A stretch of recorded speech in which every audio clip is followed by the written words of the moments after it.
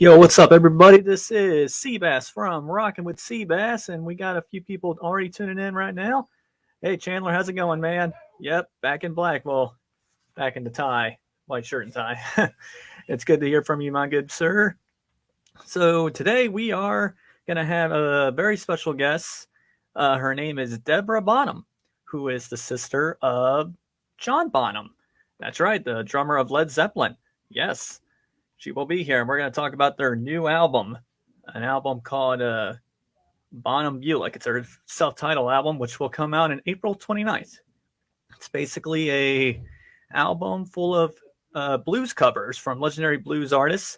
And what's cool about this album, it was produced by Bonham herself, and it was mixed at Peter Gabriel's house. And yes, that's right, Chandler. How about that? It's pretty cool how I got in contact with some of these people. So we're gonna hopefully wait until they come on, but I'm gonna talk about the album a little bit. Let's see here. Yep. One of my favorite songs is called Sit Yourself Down. Great guitar. Peter Bullick really kills it on this one. He has a very cool way of showing how to play the blues. In fact, I'll see if I can play a song. Hopefully you guys can hear this. Let's see here. Sit Yourself Down.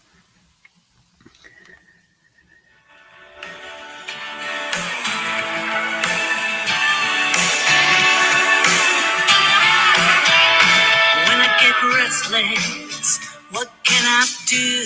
It's not that cool. She has a great voice. Very good vocals. Very talented musicians. And a little snippet there. They also had a few special guests, a few that I can actually name. One to be Paul Rogers from Bad Company. Let's see, Robert Plant, of course. It had to be Robert Plant. I mean, why not? A few other members that I really can't think of. I think, oh gee, I really don't remember. But there was those two artists really stood out to me, so we're gonna talk about them probably. One of the covers that they did is "Can't You See What You're Doing to Me," which is one of my favorite songs. That's their hit single, and it's by blues legend Albert King. How about that? And it's pretty cool. We also got some other news updates. I know that Arena Rock Show will be coming to JD Legends very soon on April 30th, which is, I believe, like 3 or 2 weeks from my birthday. My birthday is April 15th, so that'll be a cool birthday present. I've also heard, that, yes, Kiss, Guns N' Roses, Korn will be at Rockville, and I might go to that. We'll see. I mean, I've been to the last year's Rockville, and it was very awesome. I did a little crowd surf. I think I told you about that. Oh, that was awesome. Well, anyway, we're going to sit back and we're going to wait until they show up. So in the meantime, I'm going to play this song.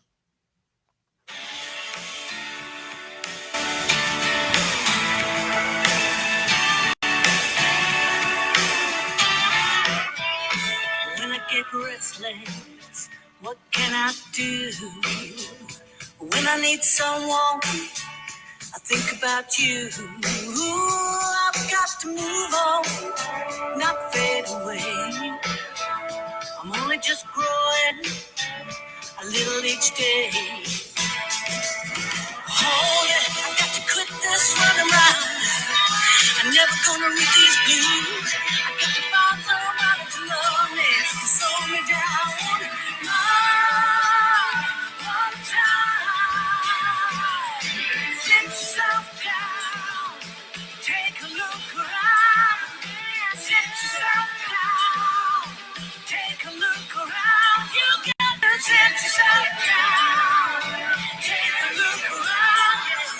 Sit yourself down, take a look around. Mellow down, get myself settled on a patch of ground. Take it easy every day. Me and the rainbow, we find our way. Oh, I got to quit this run around. I'm never gonna with these blues.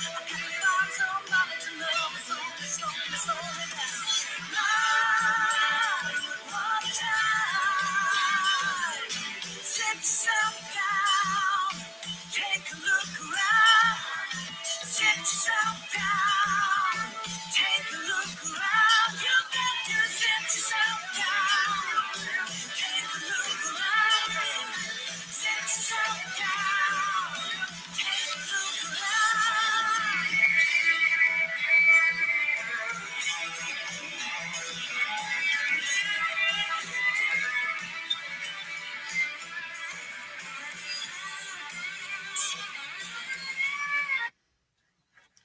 Oh, look at that. You're here, and that's why I had to stop the song.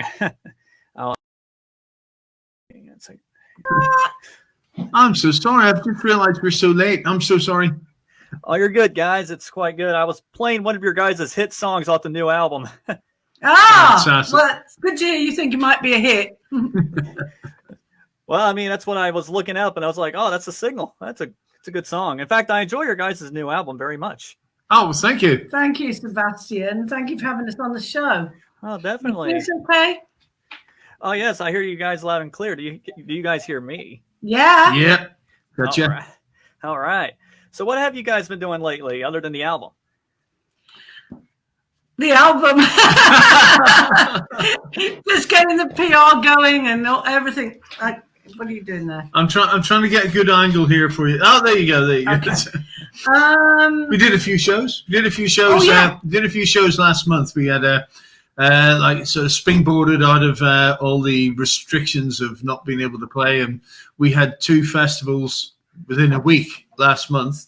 The Great British Rock and Blues Festival and the Monsters of Rock Festival. Oh, a week apart, and they were it was just great to get the band out on the road again and out playing.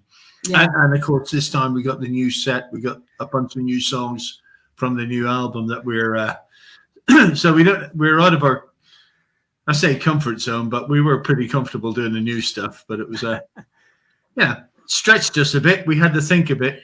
Well, we had 2 years off, so yeah, good vacation, to think about some things, right? Yeah, plenty of time to think. It was great to get back out. It was just, it's amazing now to just be able to be back out and play again.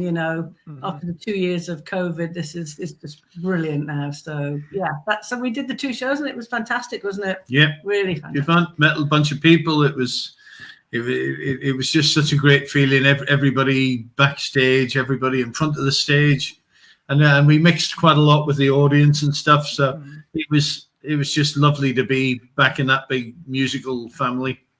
Right. Yeah, it's always good to be in a crowd in a concert. Watching it from TV is cool and all, but it's not really the same. Yeah. Yeah. Well, we have done a live stream, and it comes out next Sunday, 27th, and it's a worldwide live stream of our concert with the new songs. So but when we recorded it, of course, there was restrictions. You couldn't have any audience. So it was strange, but it was still great for the band to be playing, so at least we had that, and it was a great concert. But wow, to have 3,000 or 4,000 people in front of us was just brilliant, And they were all the same. It was as if they hadn't been out for 2 years either, so they were all absolutely loving it. Well, hey, glad you guys are doing great, with the band. I have so many awesome questions, and one of the questions was when I was trying to, discover who you guys were. There was one song called "The Fly," which was an older song of your guys's. What's that song about, actually? A bit of unrequited love, I guess.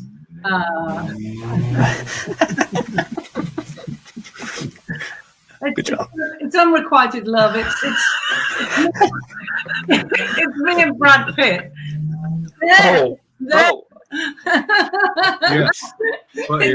Yeah, me and Brad Pitt, unrequited love. There you go. I just honestly, he just doesn't do it for me, so that's why I wrote this song. Well, good job. Not quite. No. I wrote it with a friend of ours, John Hogg, who's in a band called Moke over in America, and Magpie Salute, and another friend, Simon Sessler. Yeah, Magpie Salute is with one of the Robinson brothers, from Black Crowes. Oh, okay. So, is Chris the singer and Rich is the guitarist? Yeah. So Rich from the Black Crowes had a band called Magpie Salute, for the last couple of years, and John Hogg, an very old friend of ours, was his singer.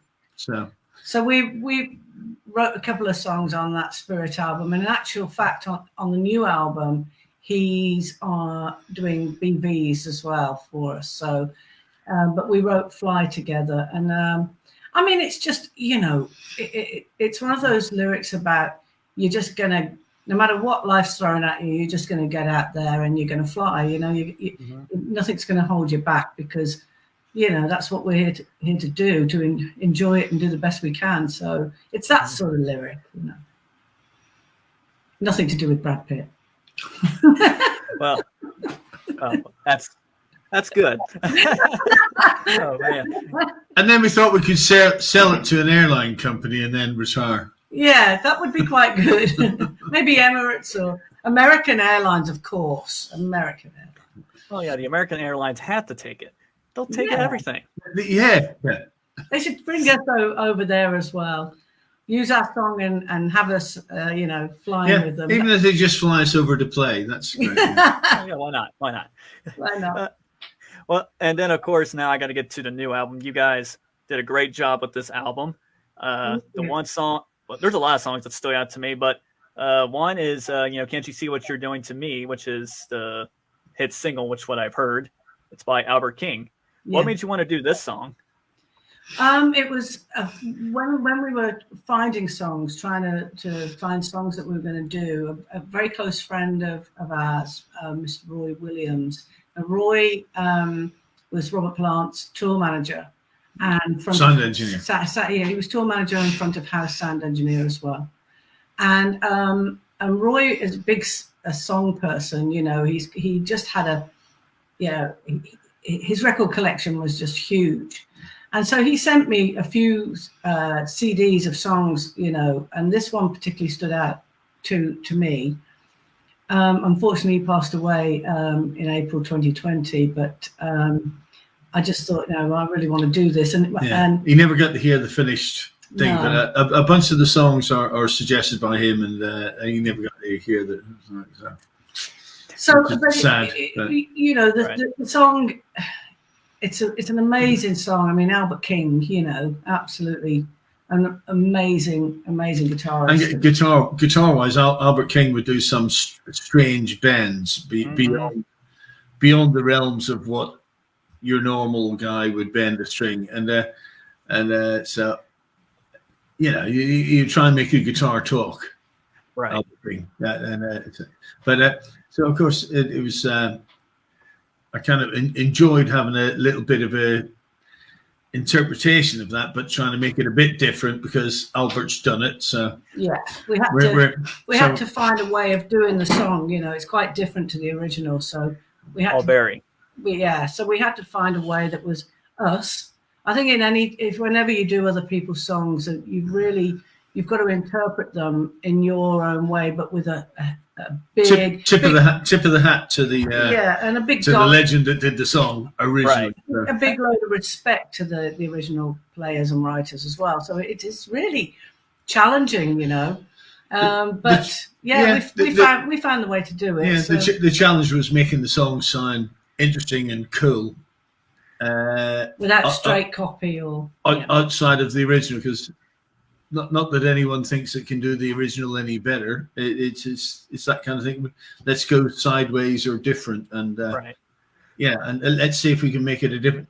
A lot of the things it helped along the way, probably because a lot of the male songs, if it's a girl singing it, that instantly makes it a bit different. So you'll change keys, you'll change all sorts. So all sorts of things that we can change it so it can go parallel with the great song that was the original. Well, yeah, and definitely with something like that, it does work. And it's very rare that a cover from another band does make it work. And you guys really pulled that off really well. And that's why I like it so much, because I did compare it to the two. I was comparing it to the two, and I'm thinking, wow, they did a good job. Thank you very much. Bless you. Well, you know, it was a challenge, and we had to dig really deep, but it was a great challenge. Again, it's out of our comfort zone because it's the first time that we've done other people's songs. So we've always written our own songs. So basically, once I've come up with an idea for a song, I sort of know where it's going to go in the final, when we eventually do it. But with this, it was like, okay, where do we start? So we had to sort of dig deep and really get in there and find another way. And it came really well, didn't it? Because we all sort of knew we couldn't just do straight copies. I did, but I tell you what, it wasn't as easy as we thought it would be. Well, I think it's much easier to write your own songs and do it, and then but crikey, following out Albert King is hard. Doing songs of other people, it's like. Whoa. I said to him, you better just play your heart out on this one, Pete, because you got to do Albert proud. So it was a bit unfair of me, really, but it was great. It was great. We had to be so respectful. Well, I mean, Pete, you're a great guitar player, and Deborah, you're a great singer. So you guys again pulled that off so well. Thank you. Thank you. I actually have one question for you, Pete. Because I was looking in a little bit of your bio, and I heard Paul Rogers wanted you to be in Free if it's reform. What was that like to you, for you? Well, this could take a while. Okay. I should go and get a cup of tea because he's going to be on here for ages. Have we got all night? Because this started when I was about 7 years old. No, we haven't. Okay, maybe 9 years old. So I've skipped 2 years already. But that was my bag. Free Paul Rogers, Paul Kossoff were my bag as a kid, learning the guitar and stuff. And so that's what I spent a lot of my time doing. And similar people like Peter Green, Fleetwood Mac, and then of course Eric Clapton and the Beano album and all those things. And then I got a love for like Howlin' Wolf and his Hubert Sumlin guy with the gold top Les Paul. Anybody with a Les Paul, basically. I was a Gibson guy. And then, but with Paul Rogers, we toured with him in 2004, I think it was, as a support band. And we got on great with him. And he sort of clocked my style of playing that it generated from that world of his. So he always wanted to do a Free reunion. And the British Olympics came up in, I don't know, was that 2008, whatever year that, when was the British Olympics? It was, I don't know. They asked a bunch of big groups to reform. Sorry, but you got a bit of fluff on your nose. Hey, that's the other reason I got into the business, was to have a bit of fluff on my nose. And, it's the perks of the job. So, Sebastian. Anyway, get on. Moving forward. So, yeah, you might want to edit that bit out, or maybe not. So think about it. So the Olympics came up, and they asked a bunch of old supergroups to reform, and they asked Free to reform, and of course Paul Kossoff's no longer with us since '77 or something, and Paul thought the only guy that had this kind of feel that Kossoff had. Not that I sound identical to Paul Kossoff. It's an attitude. You have got his feel, though. It's an attitude and an approach to your instrument, where let's have a go, or and the tone. I was very specific about my tone, all that kind of. So that was the similarities there. So Paul spotted that in me, and he wanted me to do it. So it was great. It's such an honor. I mean, crikey, to have somebody like him say that about me, it was in all the press. So if they were ever to reform, it would be me. But then they didn't reform, but he did Free Spirit, which was, we went out and we did all the songs of Free with me on guitar and everybody else in our band on drums, bass, and keyboards. And that was just the fact that he recognized our whole band was just the real deal, and the ticket to go out and deliver, because he's quite he's a taskmaster, and he's I don't know if he's a taskmaster, but he's you've got to be good. He wants it to be, and rightly so, so do I. And that man feels the music. 24 hours a day. That's what's so brilliant. 100% of his body and soul is that music, and that's Paul Rogers. He's not your everyday plug. He is music and soul. Yeah, I saw him live. I think it was like 3 years ago, before the COVID thing happened, and I'm sitting there like, man, this guy still got it. Yeah, totally. He's so deep and absorbed in it. It's so for him to feel that we were, I don't know, worthy of joining him in that thing. But we got absolutely steeped and absorbed in it as well. And I think that's what made him happy, made us happy. We were all so absorbed in it. It was great. It's beautiful. Right. I mean, and not only that, he's supposed to be a special guest on this album, if I'm not wrong, right? On this album, no. No, he's not. Okay. A special guest on the Duchess album. Okay. We did a duet together, which was, for me, phenomenal, you know, because to sing with somebody like Paul, it's quite incredible. So yeah, he came and did the duet on that. But we did a couple of duets on these tours as well, you know, where he'd call me out and we'd sing together. And we never ever rehearsed it. It was great. We just he would sing the song and I would harmonize in some of the parts, and then he'd give me a verse to sing. So he's just such a generous man like that, you know, and it was great. And we did one free song, didn't we? But he has so much faith and trust in you. But before you get to that stage, you know, they just, once you cross over that line and he has the faith and trust in you, then it's cool. All these things open up and all these offers come from him and all, you know. But you know, he don't just offer that lightly. No, he's got to really believe in you. So yeah. I guess that says a lot for us. And yeah, we're overwhelmed with that. It's fantastic. I'm pretty sure I would be overwhelmed too if I was in your guys' shoes. I'd be like, "Well, I'm playing with Paul Rodgers." Yeah. Yeah, we did have a few pinch me moments, you know. And me and the guys, and especially G, our keyboard player, is like, yeah, but me and him go back a long way, you know, 20-something years, and you know, we'd go to the bar and we'd come back and we'd just play free records and stuff, and he'd get on his Fender Rhodes in the living room, and I'd get on a guitar which might only have 3 or 4 strings, and we'd just have a post-beer jam. And it'd be all Paul Rodgers stuff. So the fact, you know, him and I constantly enjoy the fact that, shit, who would have thought that we'd be actually really doing it, you know? Yeah. So in a way, don't take it for granted. We are very enjoying the dream of that kind of thing. It's we really do appreciate what we've achieved. I guess what we've achieved. It's amazing. Well. Yeah, I mean, you guys have a lot of good songs out. I mean, one song that I really liked from the new album was "Sit Yourself Down." That song really got me going. Oh, great! Well, that's a Stephen Stills song. Yes, it is. Yeah, and again, you know, I mean, I'm a big Stephen Stills, Crosby, Stills, Nash and Young. You know, the whole thing. Absolutely loved the songwriting and the voices. And the harmonies. And so when we decided to do that song, I don't know, it nearly didn't make it because I didn't want it to be it couldn't be the same. Again, like the Albert King song, none of these songs are like the original. So we had to really try and do something different and put our own stamp on it, you know.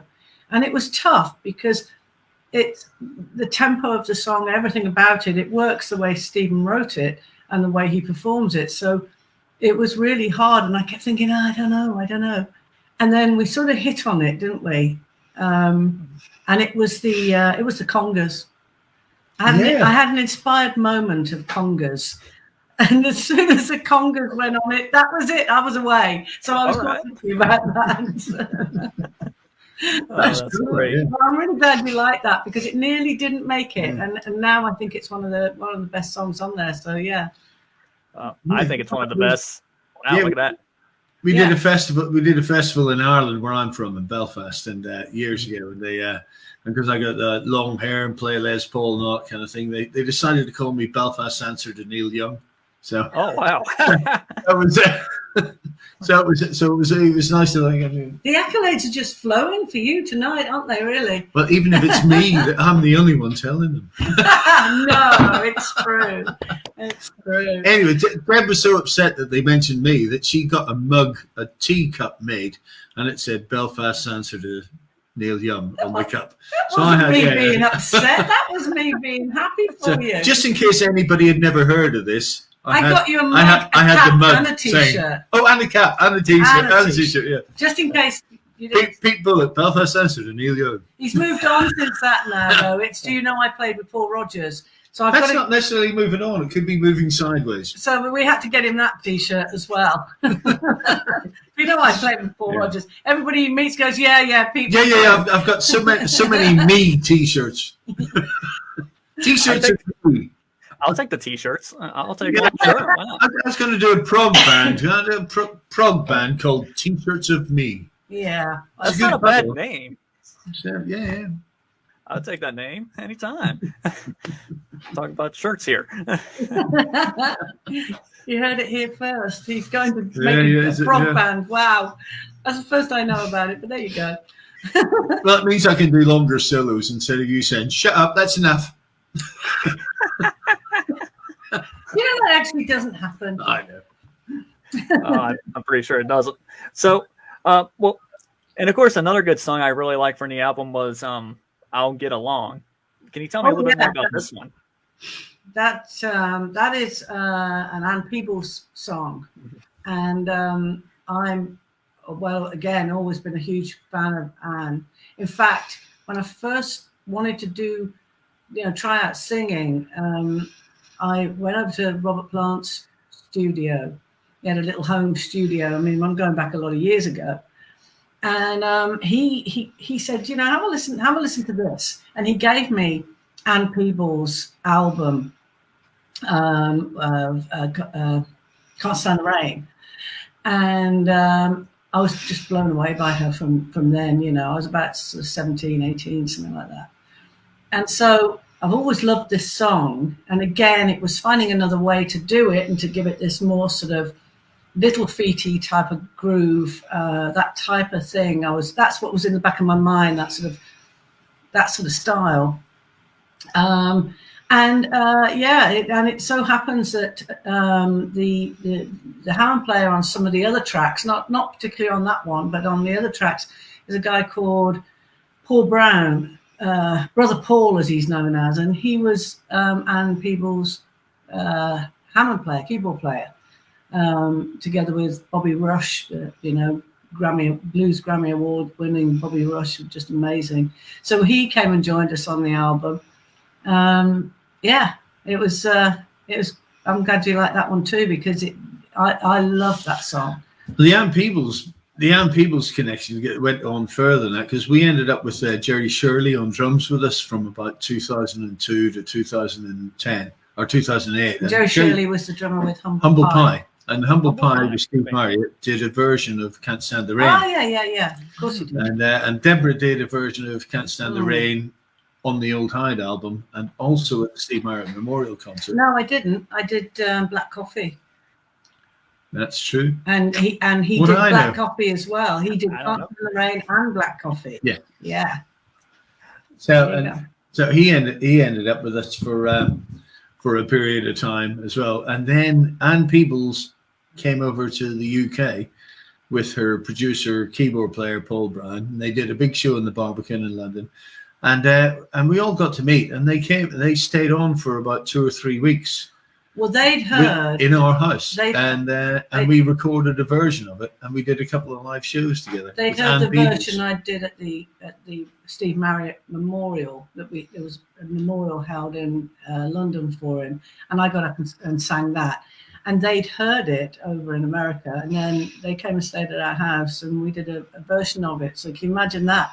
I'm singing with Ann Peebles. Honestly, I don't know how any note came out, because I was just like, oh gosh, it's Ann Peebles. And here's another thing. So every night we're there for a couple of weeks in our house, and I do the cooking in the kitchen. We've got Central Island in the kitchen. We're chopping stuff up and cooking it in a pan for everyone. And Ann Peebles sits with me every night chopping vegetables. And he says, "You know what, Pete? You remind me of Elvis." I said, "What?" She says, "I used to sit every night with Elvis chopping peppers like I do with you, Pete." I've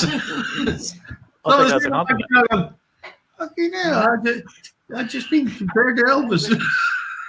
Well, you should have You should have said, "Oh, thank you very much." Oh, yeah. Yeah, or Pete's left the Yes. building might have been a better one. Yes, I was taking care of bacon. Elvis has left the building. There he goes.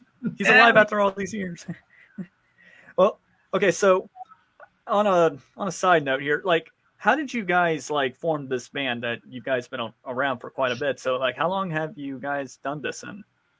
And when did you guys form? That's Well, really the main question. We met in 1990 at a wedding. I was a friend of the groom, and Pete was a friend of the bride. And Pete was in a band doing music as a wedding gift for them for their wedding ceremony party. And I was there, and I got up and played with them, and then that was it, wasn't it? We got together, and we've been together ever since. But this is it was always... Yeah, we had to go through a courting period after that night for, it was about 7 minutes. Honestly, he's too bad. Anyway, moving on. Yeah, moving on. It was always Deborah Bonham, Deborah Bonham Band. So that's gone on for nearly 30 years, But when we've done this new album, and it was a new project, and it was other people's songs, and we've always been a band. I mean, the keyboard player Jared Lewis has been with us 20 odd years. I've been with the bass player Ian Rowley since I was about 16. So, I think our newest recruit is the drummer, and he's been with us 12 years. So Rich Newman. So. Yeah. He's a new boy. 12 years. 12 years, he's a new boy. So when this was going to be this new project and something very different, I just thought it would be good to now become that band, and not be the Deborah Bonham Band. I wanted it to be us. So it was just a natural progression, an organic movement into Bonham Bullick, and that is the whole band. And that. That's sort of, I mean, I still got to produce the records. So they still had to do what I said. But sort of. Some of them did. Some of them didn't quite do so. I'm not mentioning any names, but he's not sat a million miles away from me. Uh-oh. Yeah. So but it was just a natural thing to do, It really was. And it's worked. And so, we're now we're now the Bonham Bullick Band, and no, we're not. It's Bonham Bullick. I just said that. You said all sorts of combinations. It's Bonham Bullick. Yeah. So it's been a long time. It's been a long time. We've been together years, and it's been a hard path, but it's been a great one. And so now we're actually doing what we really, really love, and about to go out and play, shows in the UK and Europe, and hoping to get to the US back to America later this year or next year. Yeah, but, it's dependent on when it opens. Just needs to open up a bit more there, and then we can get there. So it's a ball. Yeah, I was actually going to ask you guys when you guys will be touring the US, because I live in Ohio and I'd love to see you guys live. Oh yeah, well we'd love to come to Ohio. Whereabouts in Ohio? Cleveland? Middletown, Ohio. It's actually south of Dayton and Cincinnati. Fantastic. Well, hopefully, that's it's watching this space at the moment with regard to how things really do open up, and we're just hoping that towards the fall we should be able to get there. And if it's not then it'll be spring 2023. But I'm really hoping that it's this year. I hope so too. I mean, everything's opening up slowly, so I hope you guys come. Yeah. Oh, we'll be there, if you believe me. As soon as it opens up, American Airlines. And I'll fly to them, and we're going to get on that plane. And we'll be in Cleveland because Cleveland rocks. Yeah. Yes, Cleveland does rock. I know a few people there. The great Ian Hunter song. Yeah. Oh yes. Now with this new album, where can we buy this album? if you don't mind me asking? It'll be available in all the retail shops and online, you know, the Amazons and all of that. It'll be available everywhere. So, and then, you know, we have our social media pages, Facebook, Twitter, Instagram. So that'll tell. And the website. And the website. And of course, it's on Quarter Valley Records, which are the label that have signed us. And they have all their socials as well. So they'll always send people to where they can get the album as well. Mm-hmm. Yeah. That's good, because I might buy a physical copy because I'm a physical type of guy. I like CDs. I think I would like to think somebody would send you. I think we'll be able to send you on, Sebastian. Can I just say how cool your show name is? Because I've just realised that it's Sebastian. And you're like Seabass. Seabass. Seabass. Because I do know another Sebastian, and he's never gone by the name of Seabass. That's fantastic. It was a nickname given to me by my mother. She just said, "Hey, Seabass," and I was like, "That's good." Okay, sure. You know a song called "Somebody Called Me Sebastian"? Oh no, I do not. What's?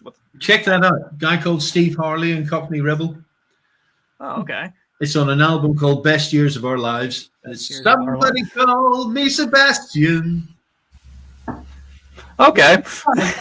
Yeah, you got to check that song out. You got it recorded now, so. I have it recorded, so it's going to remind me. I will be listening during the editing. Great song, great album. So before here's my last question. I'm going to get on with the music videos. I watched a few, and one of them does involve the fly. Where was that located, and what was the idea for the video? Real fast. Oh, the fly video. Yeah. Oh, we did that down the road, didn't we? Well, that was, you got to keep that top secret where we did that. Well, I think down the road, it was pretty top secret. We could be in any road, couldn't we? It was actually a set for anti. Ooh, I don't know if we can say all this. It was there was a lot of activity used to go on in that set. It was a barn down the road, down a road, and they let us use it. So. And we just sort of went in and we didn't really have any pre-thoughts about what we were going to do. We just did it. And then Pete, whenever we'd go anywhere, Pete always filmed something. So the bits of the camel in there is us in Egypt, and riding through the desert, that's us in Egypt. So he always films wherever we go. And so those bits were put in. So and then the drummer in Malaysia and America at the time. So we got these cardboard cutout of their faces, and we put them on these dummies and set them behind the instruments. Oh, wow. Nice. Okay. Yeah. Okay. I mean, it sort of worked. I think. Well, I think the instruments look nicer on the one video, Take Me Down. What about that one? Oh, that was in one of our fields. Yeah, that's... It was just such a beautiful day, and we just set up. There's like a little sort of dingley dell down in one of the fields, and so we set up down there. And the dogs always get in on all of it, as did the horses. Well, we had some old those old speaker cabinets and stuff. They used to be the stage set for the Who back in the '60s. Oh wow! Those amplifiers or those speaker cabinets. Oh yeah. Those speaker cabinets were given to Paul Rodgers, who used them for free in the early days in the late '60s. And he had them. He just, after progress happened and PA systems got bigger, he always just kept those in his garage, and decided that having it clear out, we could we do a lot of animal charity stuff and things. So he thought we could actually, I'll get rid of these and we'll tell the history and we'll raise money for some animal sanctuaries that we're involved in and stuff. So I had them. We put them in the video, which is a lovely bit of history to have those things in there. We had them in the Fly video as well, and then and some collector paid a lot of money, and it saved a lot of animals in the end of the day. So it was great after that. They've all gone now, so we're not selling. We're not selling anything now. They're all gone. But it was we auctioned them, and some guy paid a big price for these things that had steeped in so much rock and roll history. But they're in the video, so you can have a look at them in the video. But they've gone now. But they were on stage with the Who and Free in the late '60s and stuff. So that's kind of cool, isn't it? Oh wow, definitely, and it's kind of cool that you guys did an animal charity. I have a friend of mine that does animal stuff as well. He rescues animals and he has documentaries out. So yeah, maybe you guys could do something together with them. Oh, could you send us a link to him? Send us a link, yeah. Sure, yeah. Have you ever heard of Tim Harrison? Heard of? Tim Harrison. No. Tim Harrison. Okay. He does a thing called Outreach for Animals. He saves wild animals, actually. He saves cats and bears. That's fantastic. Send us a link to all that, because we're always, fantastic. Yeah, we're always involved in that, so that would be great. Okay, yeah, I could definitely do that. Brilliant. Yes, please. I think Tim will be happy to work with you guys. Well, that's really all I got. So, I mean, again, it's been an honor to talk to you guys about your history and the album, and I look forward to hearing it fully and physically copying all that. We'll make sure you get one. Yeah, absolutely. Seabass, we'll make sure you get one. Yeah, definitely. I'll be partying with it. Thank you so much for having us on your show as well. It's been really cool. Really good. Yes, definitely. And I'd like to, wish you all to take care and keep on rocking. Fantastic. You too. And you. You too. Bye-bye. I get my finger in the right. It's all in reverse on the camera. Bye. Yeah. That's what we have to do. Yes. Peace. Oh, yeah. We'll do that. Okay. Seabass. Cool. Thank you, man. Thank you. Bye-bye now. Goodbye.